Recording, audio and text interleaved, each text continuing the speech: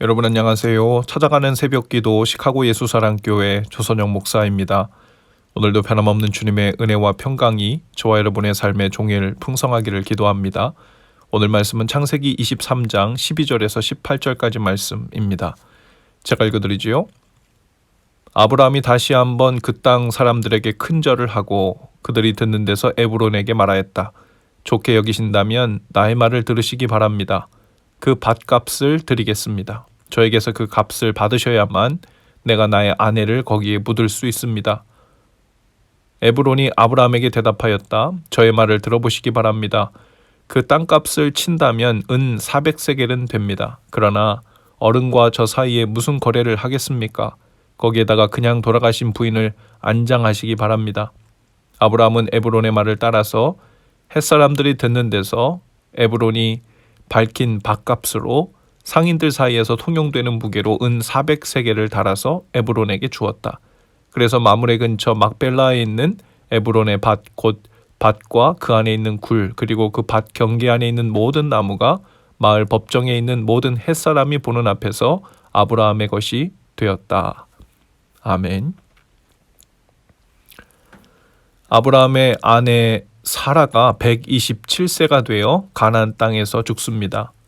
아브라함은 슬퍼하고 애통해하다가 가나안 땅 헷족속에게 가서 말하죠. 그러나 아브라함은 하나님의 방백이었지만 헷족속을 교만하게 대하지 않았습니다. 몸을 굽혀 그들에게 큰 절을 하고는 아내를 장사할 수 있도록 매장지를 살 수 있겠냐고 묻습니다. 헷족속의 사람들은 아브라함을 내 주님이라고 불렀습니다. 그들 가운데서 겸손하게 지도자 역할을 했었고 그들에게 도움을 주며 선한 영향력을 끼치며 살았던 것이 분명하죠. 모든 사람들이 이구동성으로 아브라함을 내 주님이라고 부르며 말합니다. 막벨라 굴만이 아니라 거기에 딸린 밭까지 공짜로 주겠다고 합니다. 헷족속의 족장뿐 아니라 그곳에 있는 대부분의 사람들이 아브라함을 마음으로 존경하고 도와주고자 하는 마음이 그렇게 표현되었던 거죠.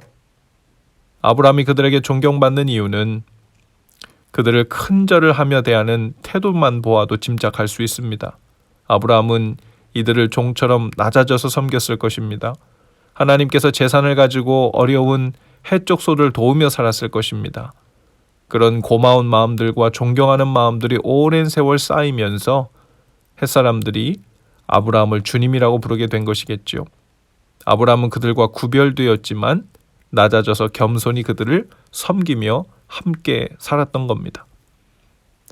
우리는 하나님의 사람이지만 세상 사람들과도 함께 살아야죠. 이때 세상 사람들과 어떤 관계를 맺고 사느냐가 매우 중요한데요. 적어도 조심해야 할 두 가지 위험이 있습니다. 하나는 세상 사람들과 분리되어 어울리지도 않으려고 하는 태도를 갖고 사는 거죠. 마치 바리새인처럼 사는 것입니다.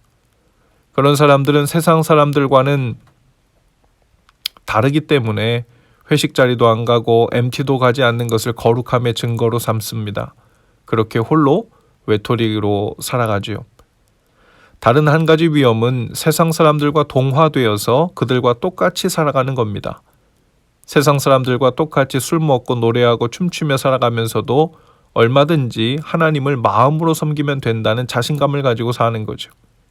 그러나 그렇게 살아본 사람들은 알 것입니다. 그것이 그렇게 마음 따로 몸 따로 가는 것이 아니라는 것들 말이죠.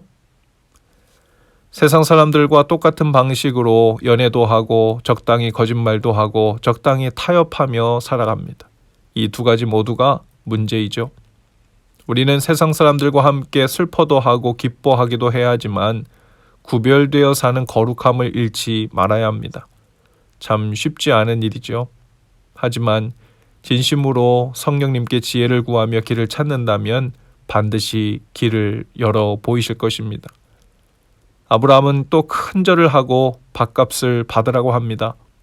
막벨라 매장지와 밭의 주인인 에브론은 밭값이 은 400세겔이지만 받지 않겠다고 하죠. 아브라함은 은 400세겔을 다 지불하고 기어이 밭을 삽니다. 여기서 말한 세겔은 12g의 무게 단위를 말합니다. 요셉이 애굽의 종으로 팔려갈 때 지불된 돈은 은 30세겔이었어요. 그러니 은 400세겔은 무려 48kg을 말합니다. 상당한 값을 후하게 쳐주고 그 밭을 또 그 막벨라 매장지를 산 것입니다. 아브라함이 이렇게 고집을 부려서라도 값을 치른 이유가 있었어요. 나중에라도 토지 분쟁이 없게 하기 위해서였지요. 아브라함은 과거 이집트 왕 바로나 블레셋 왕 아비멜렉이 주는 선물들은 공짜로 받은 적이 있었습니다. 그러나 가나안 땅만은 공짜로 받고자 하지 않았죠. 그 땅은 하나님께서 약속으로 주신 땅이었기 때문입니다. 주면 좋고 안 주면 말고 할 땅이 아니라 장차 그의 후손 대대로 거할 약속의 땅이었기 때문에 소유권을 처음부터 분명히 해두고자 한 거죠. 그 값을 지불한 것 또한 하나님의 약속을 신뢰하는 것에서 비롯된 믿음의 행위였던 겁니다. 아브라함은 이 약속의 땅이 항구적으로 자신과 후손의 소유가 될 수 있도록 확실하게 해놓은 거죠. 실제로 나중에 이 막벨라 굴은 아브라함과 사라와 그 아들 이삭과 그 손자 야곱의 매장지가 됩니다. 우리 신앙생활에서도 아브라함과 같이 값을 지불하는 것이 필요합니다. 하나님께서 우리에게 주신 것은 구원의 은혜이지요. 하나님의 자녀되는 은혜입니다. 하나님의 나라를 상속하여 그분의 임재 안에서 사는 은혜입니다. 그러나 은혜라는 선물을 되도록 많이 받아서 풍족히 누리며 사는 것만이 복된 길은 아닙니다. 주님께서는 우리에게 하나님 나라 복음을 전파하고 그 거룩한 일에 참여하는 영광스러운 약속을 주셨어요. 이 귀한 약속을 하나님께서 주신 가슴 뛰는 약속의 유산으로 믿는 사람은 이 땅을 사는 동안에 그 값을 즐거이 지불하며 살죠. 한 영혼에게 주님을 소개하기 위해서 커피나 밥을 사기도 하고 책을 사 선물하기도 하죠. 또 이 땅에 도움이 절실한 이웃들을 위해 기꺼이 값을 지불합니다. 예수님은 그것은 사라지고 낭비되는 것이 아니라 하늘나라 창고에 쌓아두는 것이라고 말씀하셨죠.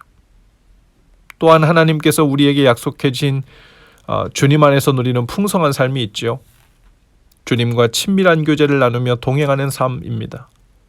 주님이 주신 선물을 그 약속을 진실되게 믿는 사람은 값을 지불합니다. 주님께 더 가까이 나아가 예배하기 위해서 나의 가장 중요한 시간을 구별하여 드리기도 하죠. 잠잘 시간, 노는 시간, 취미 시간보다 더 가치 있는 시간이고 일이라는 것을 그 시간을 지불하면서 고백하는 겁니다. 또한 주님 말씀 안에서 누리는 은혜를 누리기 위해 시간과 장소를 정하여 말씀을 읽고 기도하는데 시간을 할애하기도 합니다. 주님이 약속하신 공동체의 복을 누리기 위해 또한 성도들과의 만남과 교제와 나눔을 위해 나의 시간과 재물과 힘을 값을 지불하기도 하죠.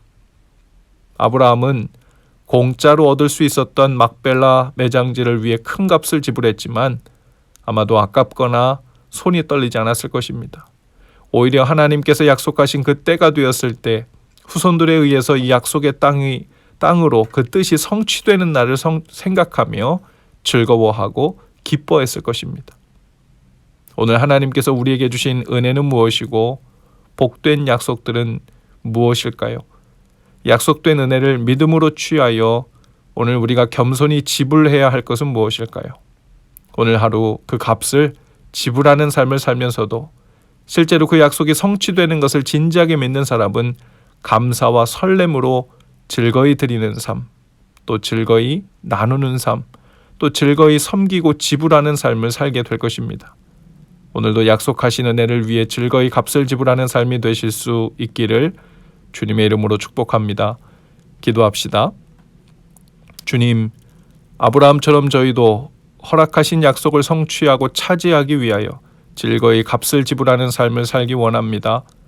오늘도 저희에게 일용할 모든 필요를 공급해 주시되 또한 즐거이 값을 지불하는 풍성한 삶이 되도록 인도해 주옵소서. 예수님 이름으로 기도합니다. 아멘. 여러분 오늘도 예수 사랑으로 화이팅입니다. 내일 아침에 다시 찾아뵙지요.